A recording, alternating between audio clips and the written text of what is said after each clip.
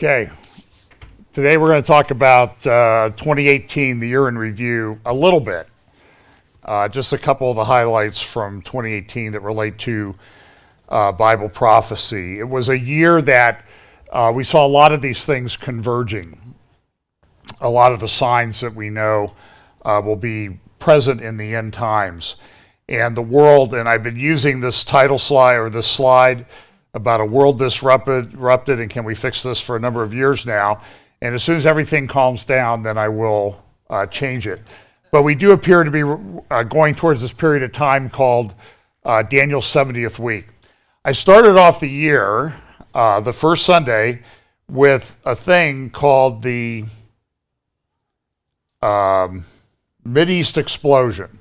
And this was the title slide that I used.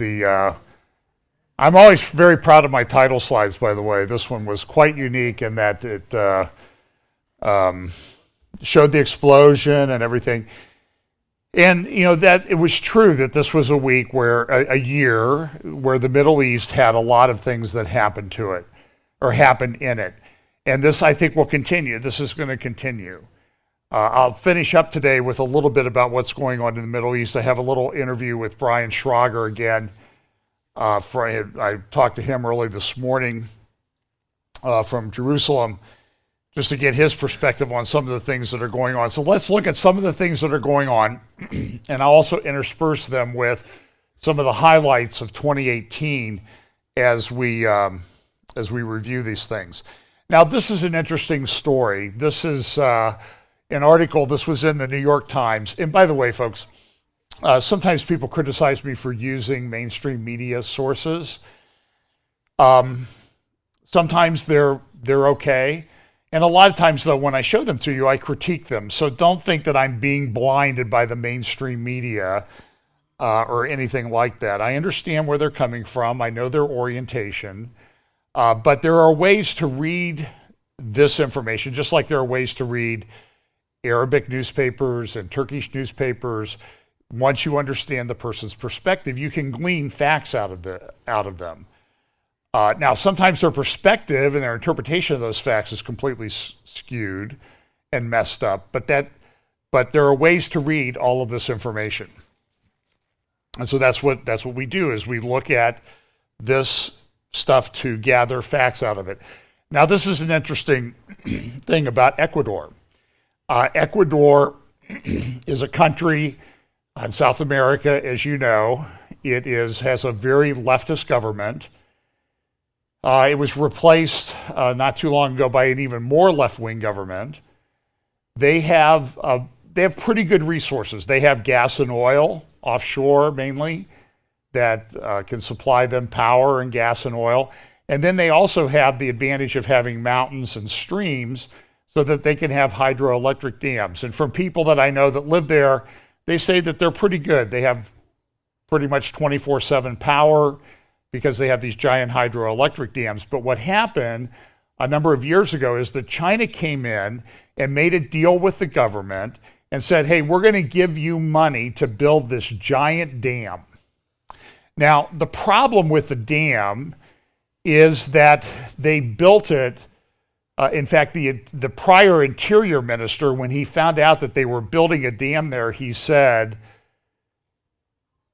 his phrase might have included a different type of dam in the phrase, but why are they building that thing there?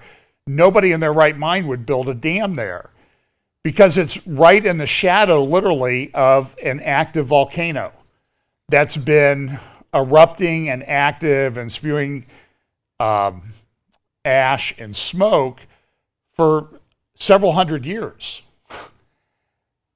So what happened was China came in, they built this dam, they tried to bring it online, and because of some problems in the way it was constructed, it sort of shorted out the entire electricity grid in Ecuador, and they were without power for a time. Now, the people in Ecuador didn't really know this till much later. A number of people, there's been all kinds of bribery by the Chinese. A lot of people have gone to jail or in prison because of the bribes that they took. But the problem is that this is what China is doing all over the world. China came in, loaned them the money, and said, look, what you need to do is you need to give us 80% or 90% of your gas and oil revenue until the loan is paid off. Well, when oil is flowing and the price of oil is high, this is not a problem. But the price of oil, as you know, if you're driving around this week, I saw gas for $1.68 someplace. And gas prices have dropped. Oil has dropped precipitously. All the countries that rely on $70 or $75 or $80 a barrel oil are hurting right now. That would include Saudi Arabia, Russia, many other countries. Well, the other problem is, I forget the number, there's somewhere around, it was either 2,600 or 7,600 cracks that have developed in the dam because of the volcano located nearby and the sort of constant earthquake activity. And this is what China has been doing all over the world, is they're going in, they have a lot of cash, and they're spreading it around, and they're essentially become for lack of a better term, the payday loans country of the world. They loan people money at high interest rates, and they take over their natural resources when they can't pay their loans. And China has spread its influence that way broadly across the world. So this is what, and this is significant. China has the Belt and Road Initiative. They've developed that. I played some clips of Robert Kaplan at Davos early this year talking about the Belt and Road Initiative. And one of the countries that China is really working with is Iran. And Iran is, we know, a player, at least partially, in end times Bible prophecy. And we'll see some of that. I'm going to talk about, let me see here. So early in the year, they had Davos World Economic Forum. I'll play a little bit of a couple clips from the Davos Forum of Professor Hariri from Israel talking about artificial intelligence. I think this is a very significant development prophetically. Now, exactly, one of the things is that we know that there is a thing coming called the mark of the beast, and it says that no man will be able to buy or sell without this mark. So the question is, what is the mark? How do they implement it? And is it currently active? Is it something here? Now look, those of us who've studied Bible prophecy for a long time, we know that for a while there it was barcodes. They were going to put a barcode tattoo on your forehead or on your hand. Now they talk about implantable chips. Now we talk about the fact that we carry around these crazy cell phones and they track us all the time. I've given you examples of things that they track. The other day, and I don't know if my cell phone is tracking me. I mean, I have my cell phone in my pocket. I'm walking past my car, and I notice it has a ding, a dent in the back, one of the back quarter panels. I park in a garage downtown, and people drive these monstrous SUVs, and they bang into my poor little Prius, and they leave dings. And I was looking at it, and I thought, maybe I ought to get that ding fixed. I am not kidding you that within an hour in my Facebook feed was a dent repair kit that I could buy. Now, I didn't talk to anybody about dent repair. I didn't call anybody. I didn't look it online. Maybe it was just a coincidence, but it seems to happen with some regularity. So does artificial intelligence have something to do with the mark of the beast? I personally think that it does, but I think that also one of the things we ignore is that the mark of the beast is essentially carries with it a loyalty oath to the Antichrist.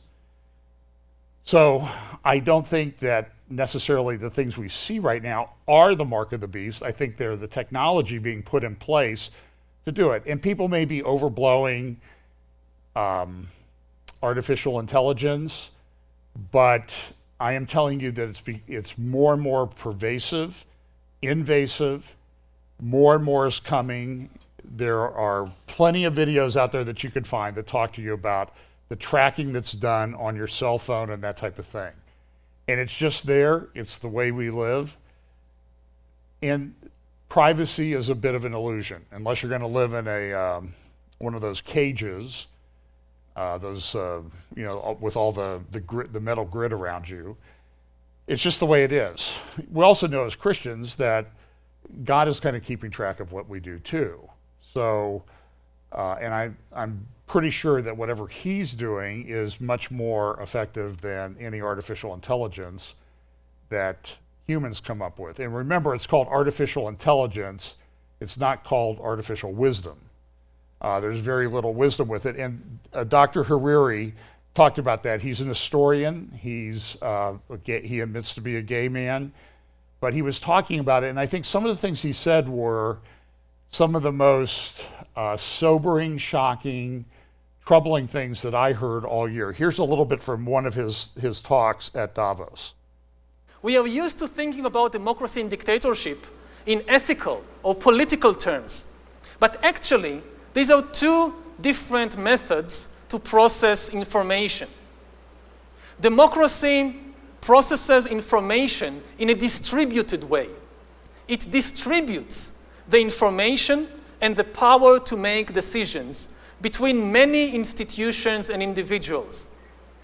Dictatorship, on the other hand, concentrates all the information and power in one place.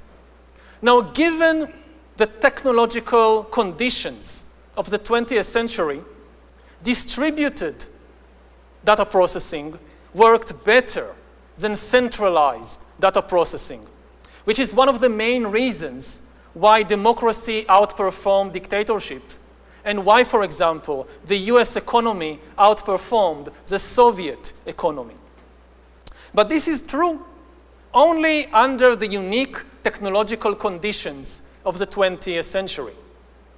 In the 21st century, new technological revolutions, especially AI and machine learning, might swing the pendulum in the opposite direction. They might make centralized data processing far more efficient than distributed data processing. And if democracy cannot adapt to these new conditions, then humans will come to live under the rule of digital dictatorships. Now, I want you to note that when he's talking about this, he is a historian. He has studied medieval history quite a bit about feudalism and that sort of thing, and how people were treated under feudalism. But these are the words. This is a man who is secular. I might even be an atheist. I don't know. I think he lives in Haifa in Israel. But he's the one who's talking about digital dictatorship. And this is at the World Economic Forum, where all the world's leaders come, and he's expressing some concerns about it. Well, he continues. And already at present, we are seeing the formation of more and more sophisticated surveillance regimes throughout the world, not just by authoritarian regimes, but also by democratic governments. The US, for example, is building a global surveillance system, while my home country of Israel is trying to build a total surveillance regime in the West Bank. For 4 billion years, nothing fundamental changed in the basic rules of the game of life. All of life, for 4 billion years, dinosaurs, amoebas, tomatoes, humans, all of life was subject to the laws of natural selection and to the laws of organic biochemistry. But this is now about to change. Science is replacing evolution by natural selection with evolution by intelligent design. Not the intelligent design of some god above the clouds, but our intelligent design and the intelligent design of our clouds, the IBM cloud, the Microsoft cloud. These are the new driving forces of evolution. And at the same time, science may enable life, after being confined for 4 billion years to the limited realm of organic compounds, science may enable life to break out into the inorganic realm. I think maybe again to try and focus it, you talked about different exchanges in the world maybe the most important exchange in this respect will be in healthcare. The big battle over what we today call privacy will be between privacy and health. Do you give access to what is happening inside your body and brain in exchange for far better healthcare? And my guess is that health will win, hands down. People will give up their privacy in exchange for healthcare, and maybe in many places they won't have a choice. I mean, they won't even get insurance if they are unwilling to give access to what is happening inside their bodies. Right. So another big exchange that will not involve money, but still be very, very important. Last quick question, then we must wrap, sadly. When it was all about land control, the elites essentially had feudalism. We called it feudalism in history. When it was all about the industrial machines, we had capitalism and Marxism. Have you thought of a word to describe this new world of dataism? Yeah, I try dataism, but I don't know. I mean, words have their own life, and what word catches and what word doesn't, it's really a coincidence. Well, maybe answers on the postcard if anyone in the hall has an idea, or tweet it out, or send them an email, or whatever digital communication you like. But anyway, on behalf of everyone here, I can see from the faces, people are actually not looking at their mobile phones. They're actually looking at you. They are rapt. That is quite an achievement. And thank you very much indeed for both inspiring us and terrifying us. Thank you. Thank you, Gillian. Thank you. He said in there that the question will become, what is human is a question that people will have to address as we move further down the road. And then there's also a question of what do we, that in a feudal system, people, the serfs were able to provide a service to their lord and master. But what happens when we reach a point, and he thinks that point is coming very quickly, where there are a large group of people who are essentially of no value in a digital information-based economy? What do we do with them? He asked the question.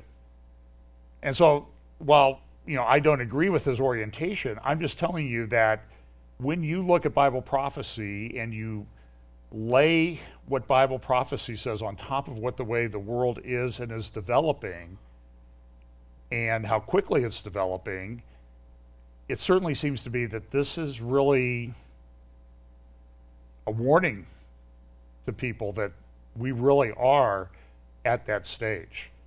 And we've reached a tipping point where it seems impossible to turn back.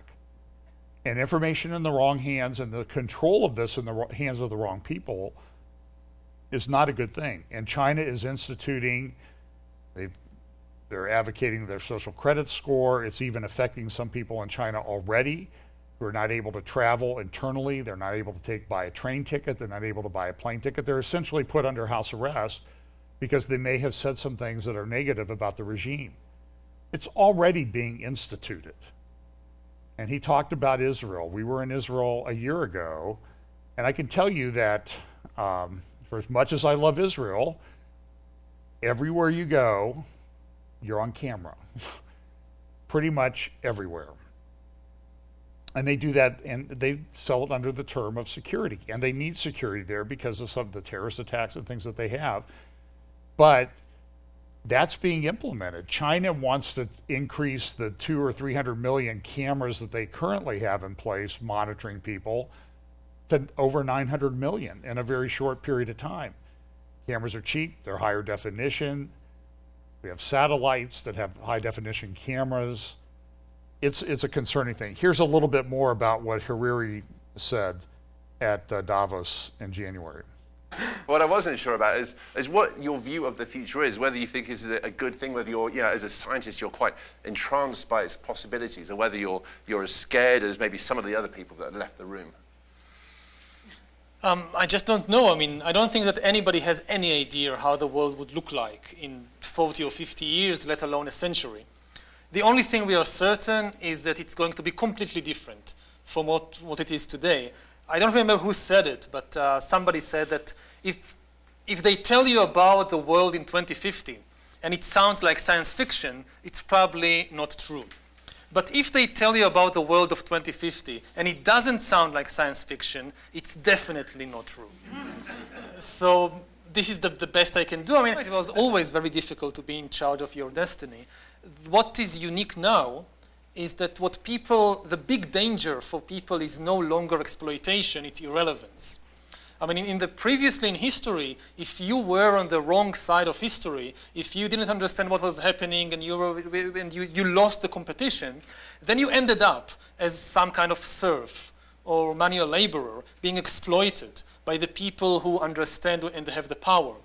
Now, if you're left behind, you're facing something far worse, which is to be completely irrelevant. They won't even need you as a serf or as a slave.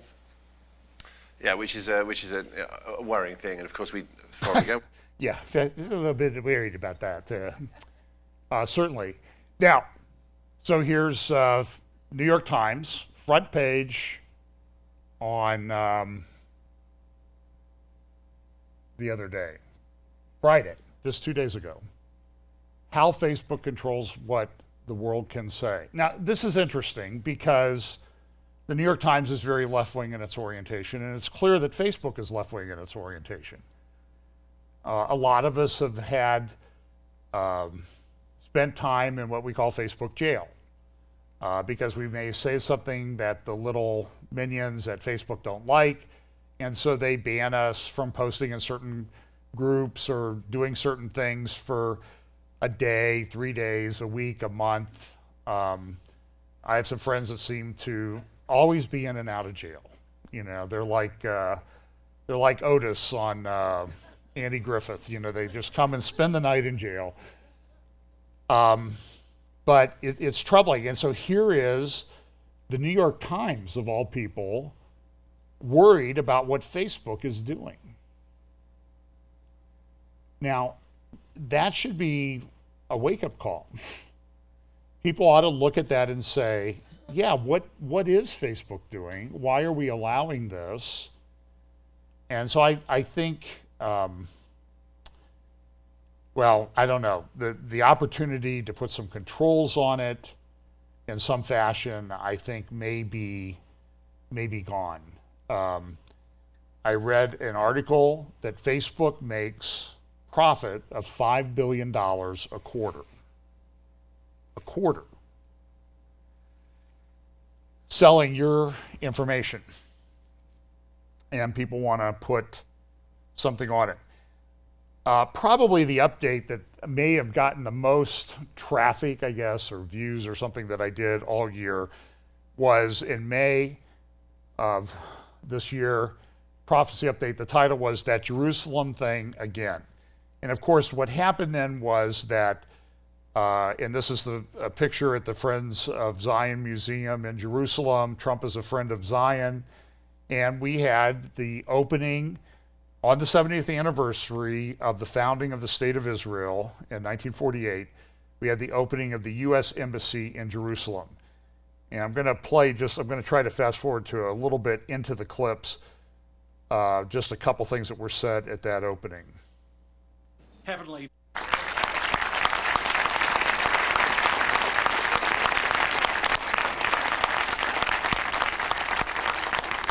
The pursuit of peace is the noblest pursuit of humankind. I believe peace is within reach if we dare to believe that the future can be different from the past, that we are not condemned to relive history, and that the way things were is not how they must forever be.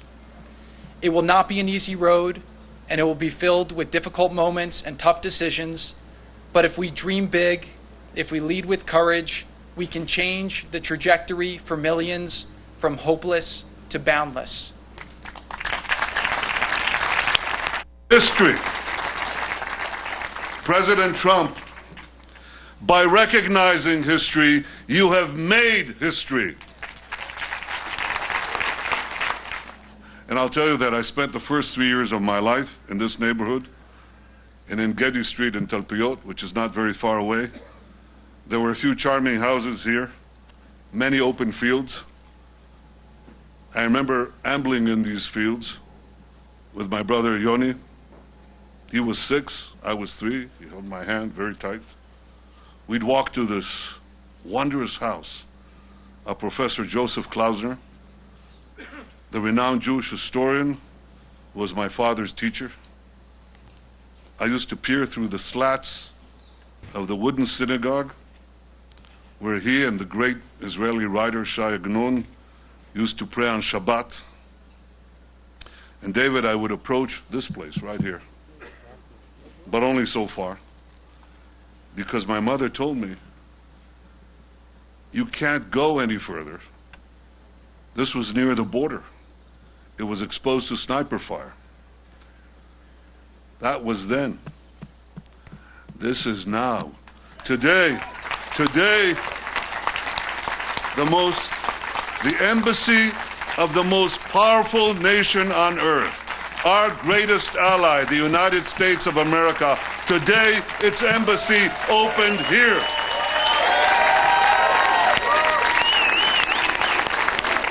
So for me, this spot brings back personal memories, but for our people, it evokes profound collective memories of the greatest moments we have known on this city on a hill.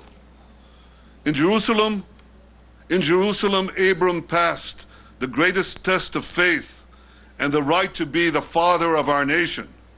In Jerusalem, King David established our capital 3,000 years ago. In Jerusalem, King Solomon built our temple, which stood for many centuries.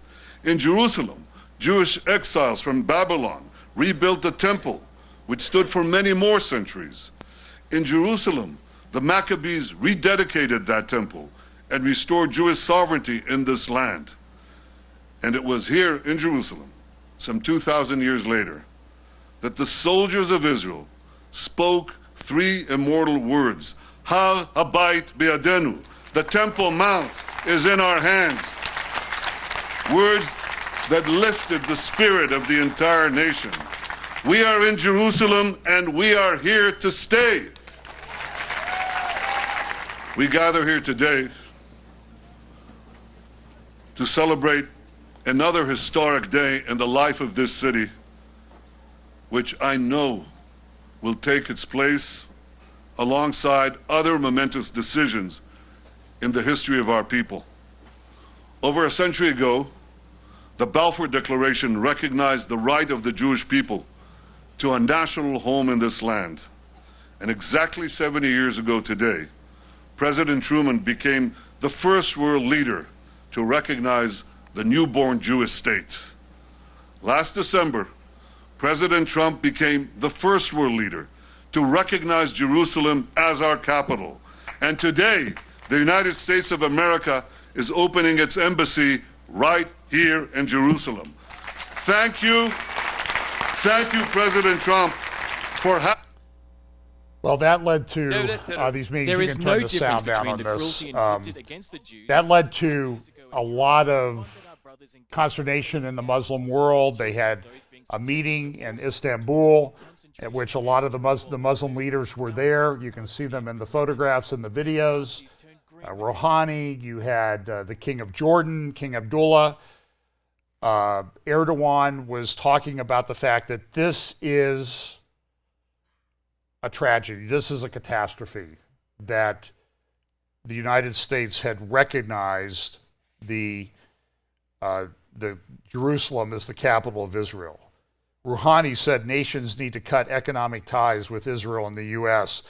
Abdullah said this, and I quote, "Let me stress once again that our region will never enjoy comprehensive peace unless the Palestinian-Israeli conflict is resolved according to international law and relevant United Nations resolutions and the Arab Peace Initiative." The king, who returned to Jordan later in the day, called for immediate measures by brotherly Arab and Muslim countries to support the perseverance of Palestinians and empower them economically while countering attempts to Judaize Jerusalem and alter its Arab, Islamic, and Christian identity. Notice he does not talk about the Jewish identity. I think it is very naive to believe that Jordan is a forever friend of Israel. They may have made peace, they may have some relations now, and they may do it because it's the pragmatic thing to do. But that can change very quickly and very dramatically. And who's to say that Abdullah will be in power that much longer? Who knows? Erdogan compared the thing to Gallipoli, and you can look that up, what the history of that is. So these were, it was a momentous time. There were reports in the Turkish press, in the daily, the internet website that is most favorable to Erdogan, that called for a united Muslim army to come against Jerusalem. And they had a graphic. You can look it up online. They had a graphic showing tanks and airplanes surrounding Israel from the Muslim countries. This is what the Bible talks about. Precisely this. Talks about Israel being back in the land. So that was, I think, one of the more important stories of the year. Melanie Phillips has a good article. It's titled, The Elephants of Anti-Semitism in the European Room. This is also, I think, an important prophetic development. We know that the Jewish people, particularly Jerusalem, will be coveted by the nations. I have cited for you over the years statistic after statistic showing that, for example, just this year, of the resolutions in the UN condemning another country, I believe that some countries had one: the United States, Saudi Arabia, Syria, North Korea. Israel had 21. The Bible tells us that all nations will gather together against Jerusalem in the end times. We see that forming. We also see a rise of anti-Semitism. We had the synagogue shooting not too far away in Pittsburgh earlier this year.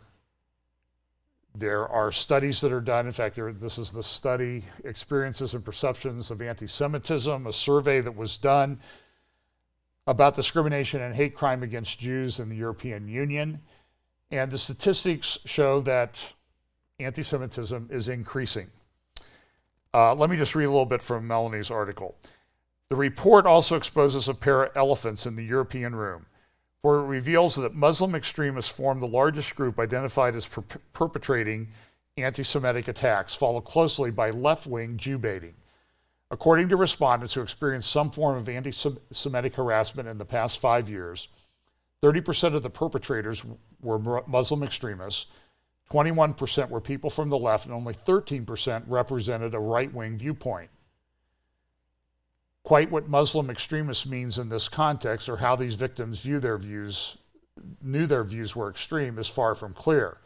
It may be that the report's authors assume that if Muslims express anti-Semitism, that automatically makes them extreme, which would tell us less about Muslims than about the political mindset of the report's authors. Yet in public and political discourse, anti-Semitism is generally deemed to be an overwhelmingly right-wing problem. And Muslim anti-Semitism, which is widespread, is never discussed. Even now in Britain, left-wing anti-Semitism is ascribed only to the ultra-left Corbynistas. In fact, though, anti-Jewish prejudice, often camouflaged by obsessive hostility to Israel, has been endemic for years in far wider progressive circles. These progressives overwhelmingly link anti-Semitism to attitudes they consider to be right-wing. And listen to this very carefully. So the left, here's the principle behind what she's saying. The left always projects. If they call you anti-Semitic, it's because they're anti-Semitic. If they call you a bigot or a hater, it's because they're a bigot or a hater. They project their feelings onto you. So here's what Melanie says. These progressives overwhelmingly link anti-Semitism to attitudes they consider to be right-wing, anti-Muslim or anti-immigrant. Accordingly, their chief European bogeyman is Hungary's Prime Minister Viktor Orban. He is widely deemed to be anti-Semitic, largely because of his campaign against the Hungarian Jewish financier and proponent of open borders, George Soros, and Islamophobic because of his policy of keeping Muslims out of Hungary. Yet the countries where the survey's respondents said anti-Semitism had increased a little or a lot were the United Kingdom, Germany, Italy, and Sweden, with increases of 24, 21, 14, and 11 percentage points respectively over the past 6 years. Listen to this. By contrast, in Hungary, the share of respondents actually decreased by 21 percentage points. In Germany, Sweden, and the United Kingdom, the share of respondents who said they considered leaving the country due to anti-Semitism increased by 19, 17, and 11 percentage points. In Hungary, the share of people who want to leave because of anti-Semitism went down by 8 percentage points. So anybody that tells you that it's a right-wing problem is, in the words of a well-known political leader, is fake news.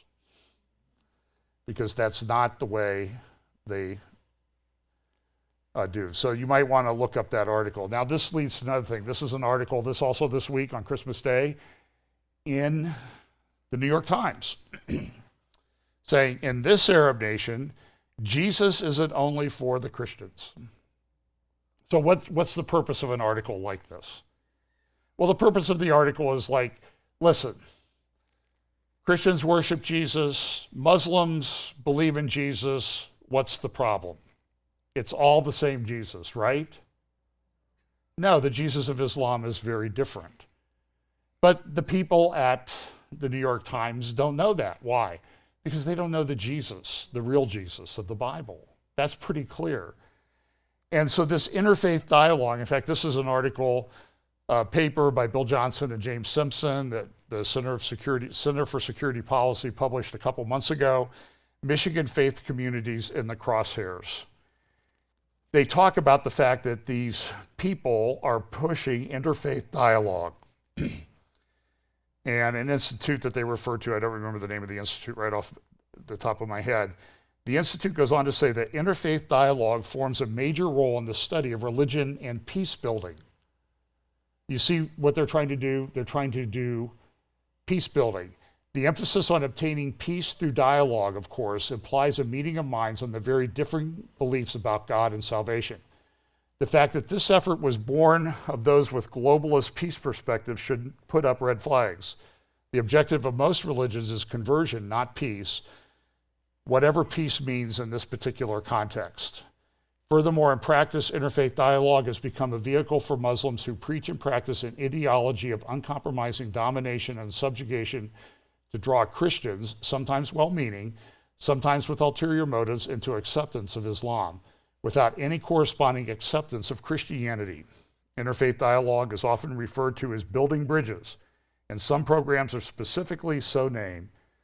But as Frank Gaffney, the head of the Center for Security Policy, said, quote, while the interfaith dialogue movement presents itself as a laudable effort to bridge the distance between faiths, those more familiar with the doctrine of the Muslim Brotherhood know that the actual agenda of too many such efforts is, in fact, modeled after the well-known dictum of Sayyid Qutb, who candidly reminded Muslims that such a bridge is only so that the people of the society of unbelievers may come over to Islam. And I went in October, I went to the Christ at the Checkpoint conference where this dialogue was going on. So a couple more things that I think are important stories of this year, important developments prophetically, but they're things that are happening this week. It was, again, a very busy week, and it was, frankly, hard to keep up with the way things shifted very, very quickly. And Brian and I will talk about that in just a moment. One of the things we'll talk about is the upcoming elections in Israel. The government was dissolved, and they'll have elections in April.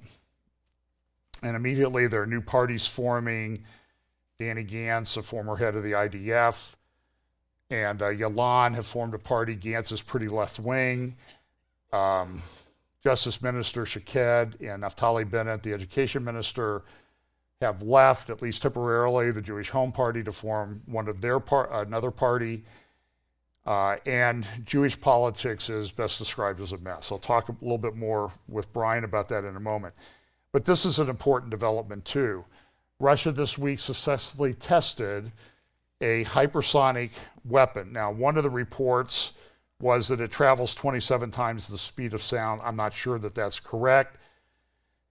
At Mach 5 or Mach 8, it would be too fast for our current missile defense systems to react, especially if it's able to change direction. It's not an intercontinental missile. And here's when Putin announced this is the test firing of this hypersonic missile. This is the second test that they've publicized. I hear there's been some tests that have failed, but this makes our Navy very vulnerable to attack. One of these can wipe out an aircraft carrier with a direct hit. It's a game changer, and China is also developing similar weapons. And Putin was out there talking about his great weapon system. Netanyahu went, on the other hand, he went to the graduation of the Israeli Air Force, and he made a speech to the graduates. Of course, this came in the fact that President Trump went to Iraq. He said, look, we give Israel billions, we still support them. The State Department did issue a very explicit statement that we support Israel in their endeavors in the defense of their country, and we will continue to do so. But here's just a little bit of Netanyahu's speech. Of course, it was in Hebrew, so I'll read you a translation of some of the things that he said. This is, I think, just find this interesting.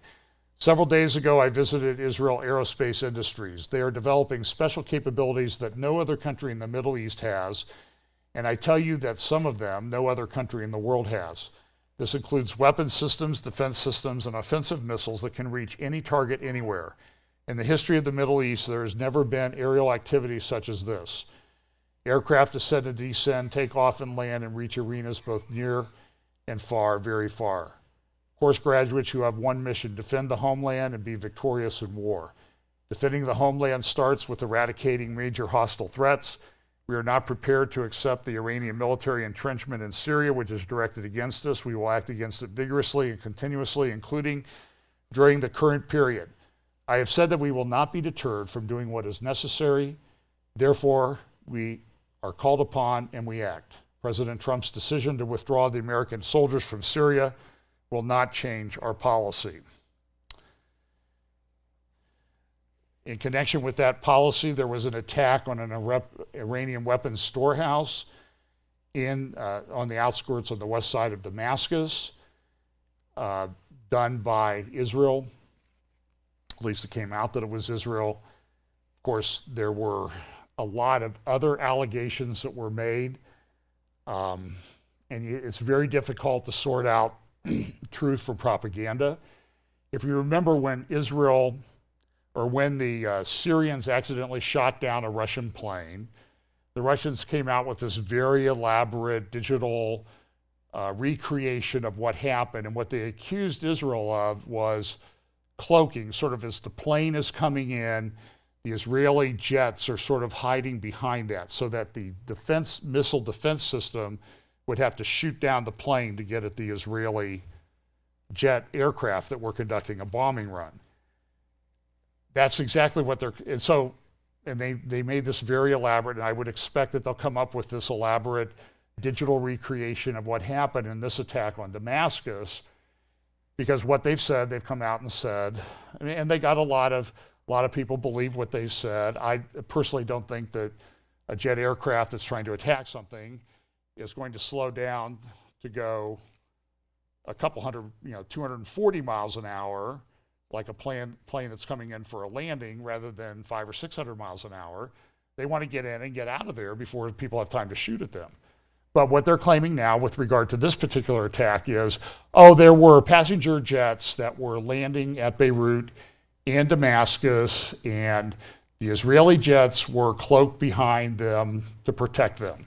Because they knew if we shot at the jets, then we, and I just, I have a default position when it comes to a lot of Russian media, and that it's a lot of propaganda. The other thing that's important, and what's happening, well, I'll talk about this in just a moment. The other thing that Netanyahu talked about in his speech at the graduation, this is where the tunnels were from Lebanon. This is where the tunnels started. And so what they did was they filled them with concrete and blew some of them up. And Netanyahu, in his speech at the Israeli Air Force graduation, said, "We are standing steadfast on our red lines in Syria and everywhere else. As part of foiling the threats, we are continuing with Operation Northern Shield on our border with Lebanon. Yesterday, I toured the line with the IDF and members of the security cabinet. I saw excellent work that is being done there. We're eliminating Hezbollah's terrorist tunnels one after the other. They think that they can produce weapons of destruction against us, and we can overcome them with stratagems, daring, and determination." And you can see here in the video, they're counting down and they're blowing up the tunnels. Others they're filling with cement. In fact, if you look at the early part of that video, you can see the cement that's coming out there by that house and that factory there in Lebanon doing this.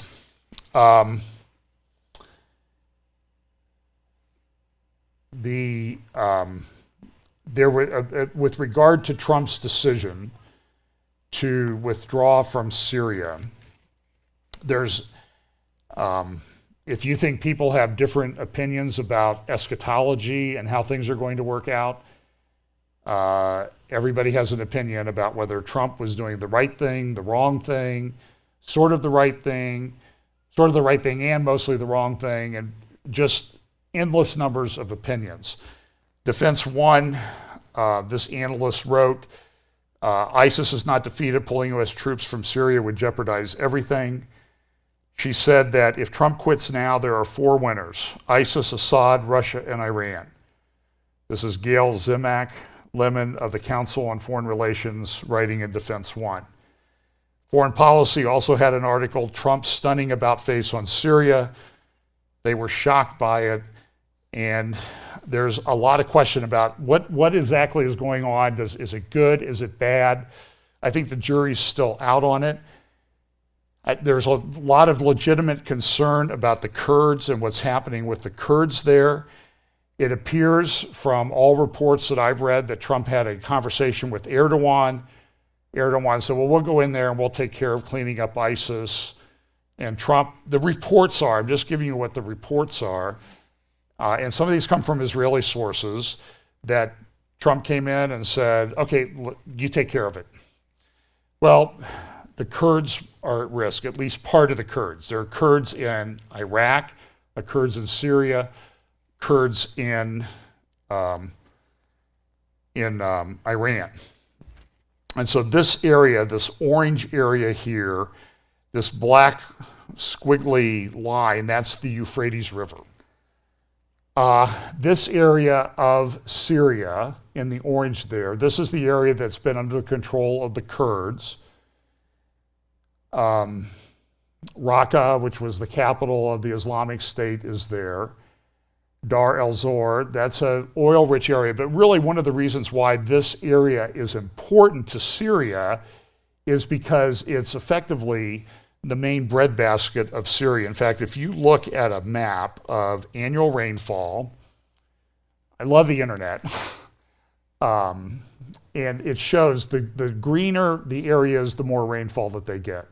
Now you can see in the valley areas there north of Damascus, they get a lot of rain, but also up here in the northeast, north and east of the Euphrates River, that's where a lot of agriculture was grown. And this is a very significant thing because what happened back in 2005 2005 to 2011, they had the worst drought in the history of Syria. That led to reduced grain crops. Reduced grain crops led to increased prices. That led to riots. In fact, we were at the southern end of the Sea of Galilee. We woke up one morning while we were there, and they said, hey, there are riots going on over in Dara in southern Syria because of the grain prices mainly. And that's led to the Syrian civil war. Other people have stepped in, and here we are almost 8 years later, and we have a mess. This was noted in a report by the Arab Spring and Climate Change by the Center for American Progress. Now listen, I know that the Center for American Progress is a radical left-wing think tank of nuts, okay? I know that, but again, you have to learn how to read this information. They tie it to climate change. I don't know if it's tied to climate change or not.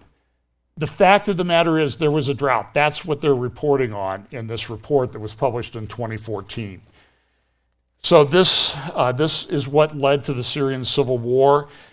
Part of what led to the Syrian civil war, there's been a cleansing of Sunnis from that area. A lot of information. Mordecai Kadar, who is an analyst, spoke the other day. Here's a brief interview with him, and then we'll get to Brian Schrager. So let's start with the main question on everyone's mind. How will the U.S. withdrawal affect Israel? Well, before it affects Israel, it affects Syria. After all, they withdraw from Syria. On the first glance, it looks like a bad thing, because now the Kurds will be exposed to the Turkish attacks. And maybe Iran as well will feel more free to do whatever Iran likes in Syria.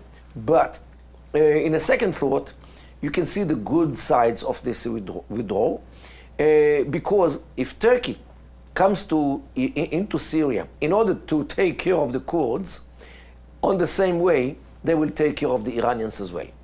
Not because they don't see with the same way the Iranians desire to keep Assad in power. This definitely Erdogan can live with. The problem is that Erdogan does not like the fact that Iran actually exchanges the population in Syria from Sunni one to Shi'i. And this is something which he will stop in any possible way. And this might bring both Iran and Turkey into a clash on the Syrian soil. And this is the good part of the American withdrawal from Syria. So what you're saying is Israel might actually benefit from this move in sort of informing a rift between Iran and Turkey. The whole world will benefit, because if Turkey defeats the Iranians, and Turkey will defeat the Iranians, no doubt, this will benefit the whole world. Mm-hmm. Well, that's an interesting perspective. But what happened was everybody said, oh, the Kurds, they're going to be slaughtered. And the Kurds, I think, have known for some time that the Americans were going to withdraw. I mean, we only had a couple thousand troops there.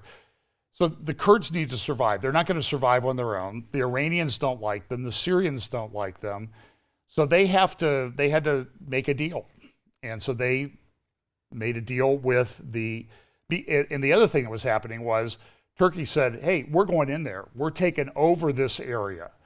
And I've shown you maps that Turkey put out a number of years ago. They were in Foreign Policy magazine and other places where Erdogan was talking about he wanted to extend Turkey's border down as far as Mosul in Iraq. And because he wants to do what he can to recreate the Ottoman Empire. How long he's going to be around, I don't know. He's done a very good job of consolidating power. But he's been a brutal dictator. More journalists in prison in Turkey than anywhere else on the planet, even Red China, even North Korea, as far as we know. So he says, I'm going to go in there, I'm going to take this over. Now, I think what happened was Erdogan delayed. I'm going to wait till the Americans are gone, then I'm going to go in there. And what happened? Well, the Kurds made a deal with the Syrians, and the Syrians came in, the Kurds raised the Syrian flag, and Erdogan, let's just say Erdogan had a bad week because he didn't get much of what he wanted. Now, this still doesn't mean, and the Iranians really haven't had to do much of anything. And the Iranians, they always like to act through proxies. They don't want to send their people in there directly. So we had this very interesting standoff and change in this area of Syria. But I still think that Dr. Kadar's postulation that there's a coming conflict between Turkey and Iran is true. So another development we saw this year was this alliance of Turkey, Iran, and Russia, the meetings that they had. It's a very soft alliance. I don't think this alliance is permanent by any stretch of the imagination. And depending on how you read Daniel chapter 8 may, and I personally think that it does, indicate a coming conflict between Turkey and Iran. That conflict would only make an Ezekiel 38-39 scenario more likely, because Erdogan is adamant about Jerusalem and uniting Muslims and rebuilding his empire. So it's not over. You know, it's only, in my view, but it changed a lot this week. It went back and forth. And so, as I've said, when people have all their little charts and things about exactly how Bible prophecy is going to play out, make sure you can edit them very quickly. And this was a week, I think, that indicated that. If you want to get some good information, Seth Fransman has written a number of articles this week talking about the type of missiles that Iran has in Syria. And his article also is an analysis article. Will Gulf outreach to Assad regime mean more focus on Israeli actions? And what's happening is initial reports were, okay, Saudi Arabia was going to send troops, the United Arab Emirates were going to send troops to help the Kurds. Then the Kurds made a deal with Assad. The United Arab Emirates isn't sending troops, they're reopening their embassy in Damascus. There are reports that the Saudis are going to reopen their embassy in Damascus. And so Seth Fransman, an editor at the Jerusalem Post, is asking, I think, a very good question is, what does that mean? Does that mean that Israel's not going to have the free reign to go in and bomb Iranian sites and Iranian missile factories or other factories that they're setting up in Syria? What does that mean? And the answer is, we don't really know right now. We do know that Turkey and Russia had a meeting with Erdogan wanted to go to meet Putin in person. Putin said, I'm busy. So send your foreign minister, and so or defense minister, and he went and met with Lavrov, one of these, I want to say Soviet Union, one of the Russian ministers. Great article this morning in The Guardian, Syria. Assad has decisively won his brutal battle. Trump's decision to pull out is a game changer. After the rebel surrender in the south, two regions have remained outside the regime's control, and both were under the protection of foreign powers, namely Turkey in the north and the U.S. in the east. The two NATO countries had arrangements with Russia about operating in those zones to avoid confrontation, which meant that any further military advances had to be approved by Moscow, not by Assad. That's changed. The Guardian article says, I think it's correct, Assad has won. So this morning I had a chance to talk briefly with Brian Schrager. I'll just play a brief part of that clip. He's editor of the Heim Report, Jerusalem Journal. Here's a few minutes of our talk. I'm here with Brian Schrager this morning. Brian works with Jerusalem Journal, jerusalemjournal.net, and the Heim Report. And Brian, tell me a little bit. We talked a couple weeks ago about the status of the Heim Report and the rolling out of a new website. Can you tell me what's going on with that? Yes, gladly. HeimReport.com is getting close. We do have news coming out now daily, 24/7 on the breaking news page of HeimReport.com. This is thanks to our wonderful editor, Rhonda Balance, who just does an amazing job putting stories up all throughout the day, every day. So stories are now available, but in terms of putting together a daily narrative where the stories are grouped, that is something that is probably going to be another few weeks before that's ready to roll out. So it's kind of a soft rollout right now. So if you go to Meanwhile, Heim Report, CHAIM report.com, and click on breaking news, you can get the updates, right? The news updates. That's right. And I will ask people to be patient and also help if you see something that doesn't look right to send me a note about it, because the website is still being fine-tuned and there are going to be a few kinks along the way. But the bottom line is stories are now up and available at heimreport.com/breaking-news. And I assume that people can contribute if they want. There's a way for them to do that. Oh, yes, by all means. The Haim Report is a part of the Jerusalem Journal. The Jerusalem Journal is a 501c3, which is a U.S. nonprofit. And yes, as this, we depend on donations. Our objective is to provide reliable news that bypasses mainstream media, often doesn't make it into mainstream media from Israeli perspectives. And our target audience is to provide this news information to Christians around the world who are aware that Israel is part and parcel in God's plan, and who also see things kind of being the stage being set for events prophesied in the Bible about end times. So it's our service is available to anybody. People don't have to hold to those points of view to benefit from the news that we provide, but that is the target audience. So please, by all means, if you are looking for a place, considering a place to make a donation as 2018 comes to a close, do so. As God puts it on your heart, go to jerusalemjournal.net and partner with us in this very, very important and timely work. It really is something for such a time as this. Okay. So let's talk. I've done a little thing here today in my update about some of the different stories that I think were important from 2018. One of the ones that I think is important is something that's just really sort of come into the forefront in the past week with President Trump's announcement that he's going to withdraw troops from Syria. That's led to the unfolding of a lot of events in the past week in the Arab world, and it impacts on Israel. So let me just ask you to sort of briefly convey not so much your understanding of what happened, but how are the Israelis reacting to Trump's announcement? Well, the leadership in Israel's government, Netanyahu's government right now, has had a muted response. They have refrained from saying anything negative about Trump's decision.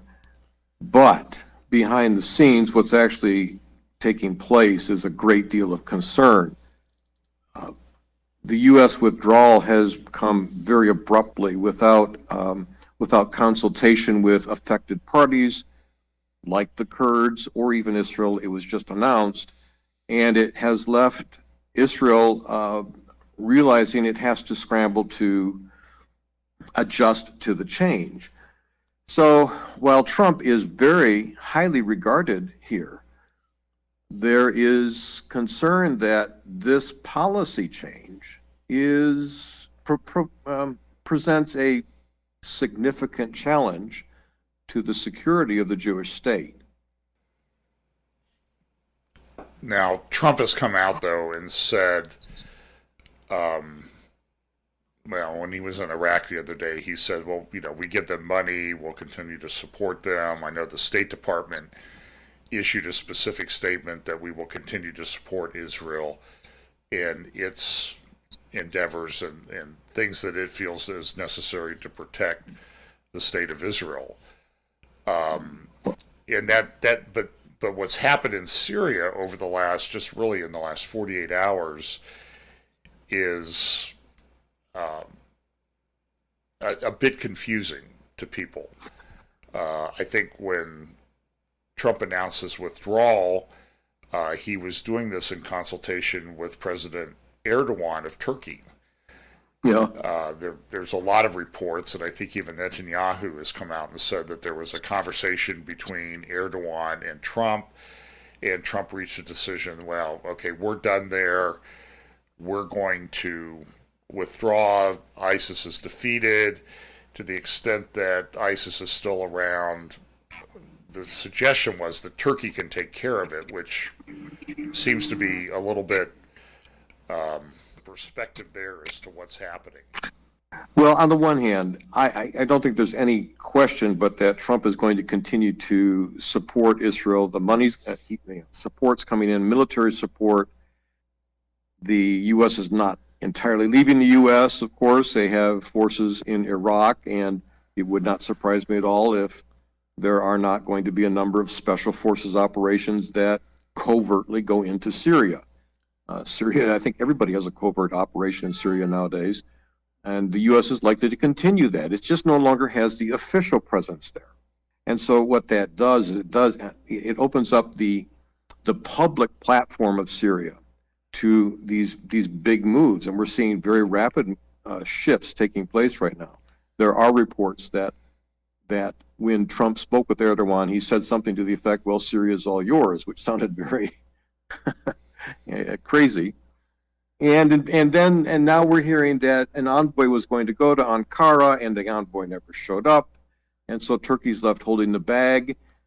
Meanwhile, the Kurds, realizing that Turkey was likely to invade and annihilate them, hurriedly worked to make an alliance with Bashar Assad, the president of Syria, and that as a result of this, Assad is now moving up to secure the territory that Turkey was hoping to take or secure for itself. So, and Russia is supporting Assad's move. So there are shifts taking place, big shifts taking place in Syria. And while it is not Israel, Syria is only miles away from Syria, from Syria. And so it would not take much for the eye of this storm, which has been over Damascus, over Syria for a number of years now, to move just a few miles south and focus on Israel and on Jerusalem. That kind of goes along with what I said. So look, what does this all mean? I know people who go and witness to the Kurds, and they reminded me of this verse. In the prophetic scriptures, it tells us that when people are in affliction and persecution, that is often when they turn to the Lord. We know that in Hosea chapter 5 and the end of chapter 5 and the beginning of chapter 6, it says that Israel, in their affliction, this is during the 70th week, they will seek me in their affliction. They will call on me. And the Lord actually returns in response to their plea. Go read Hosea, the end of chapter 5 and the beginning of chapter 6. But this happens elsewhere too. There's tremendous persecution during the 70th week. We know that people will come to know the Lord during that period of time.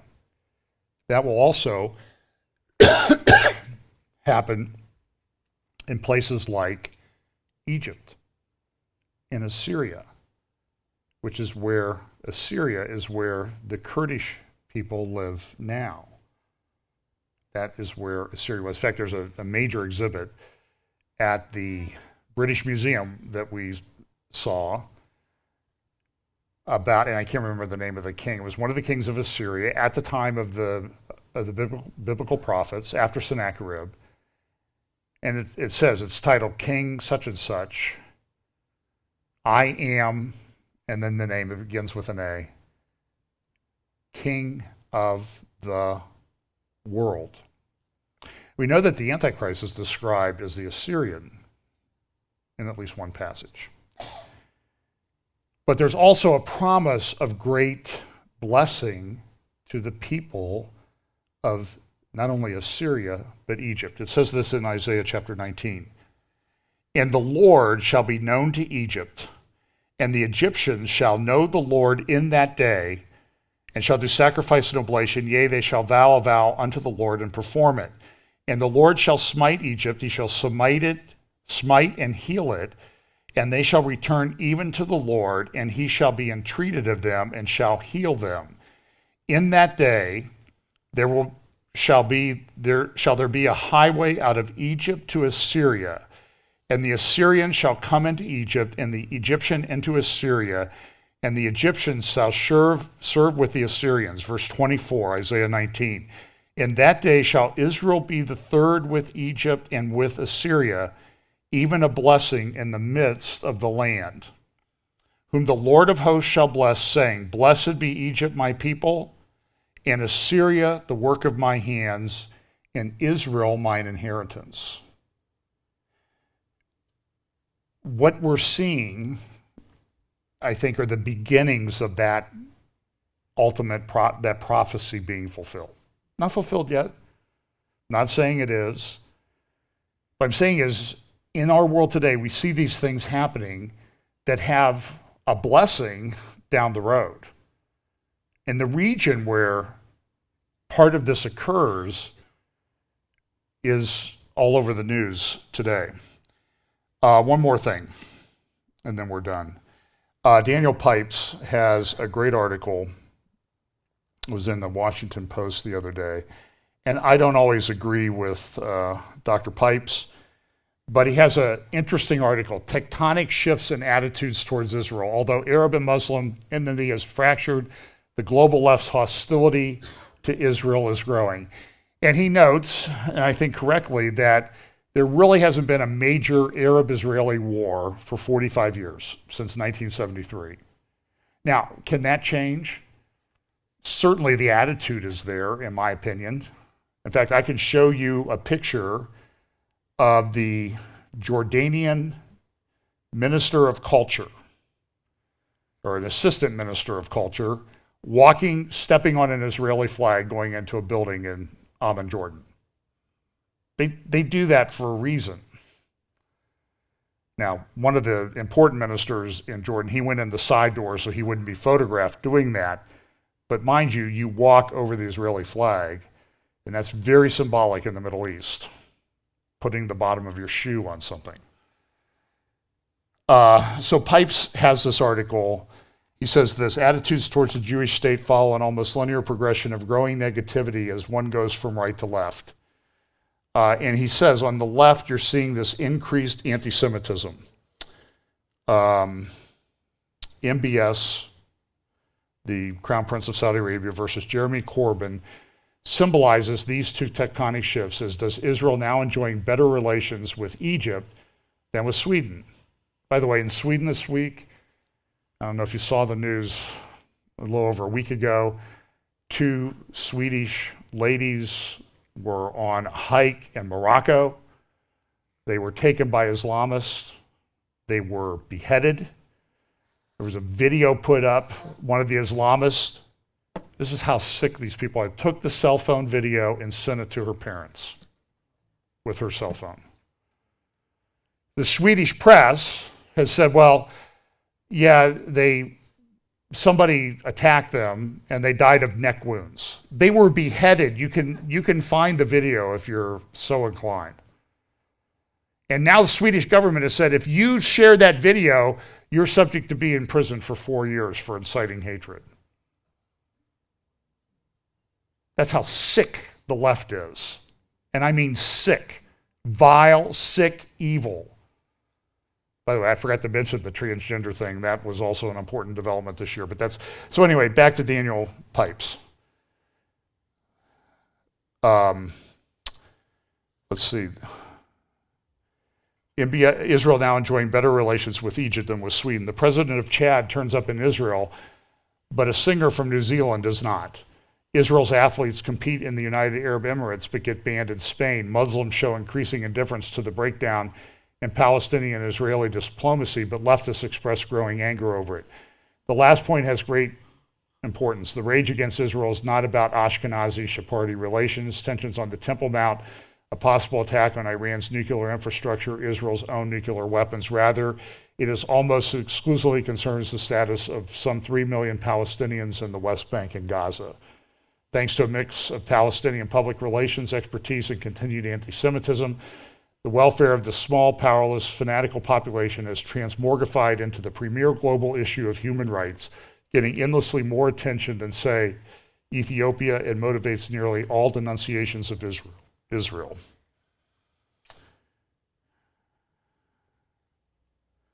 And he says the left, they're having some problems getting to power in certain countries. Well, what happens when they get to power? And they want the power. You know that. You know that there's going to be investigations by the left ad nauseum starting in just a week or so, if the government ever gets back in business. So he concludes with this. He tweeted this, and he said, Note 5 proposed solutions to the Palestinian-Israeli conflict. Caroline Glick, one-state solution. Dr. Mordecai Kadar, Emirates. OSS Israel, new state solution. Martin Sherman, humanitarian paradigm. And he says, whatever your choice is, it goes better starting with Israel victory.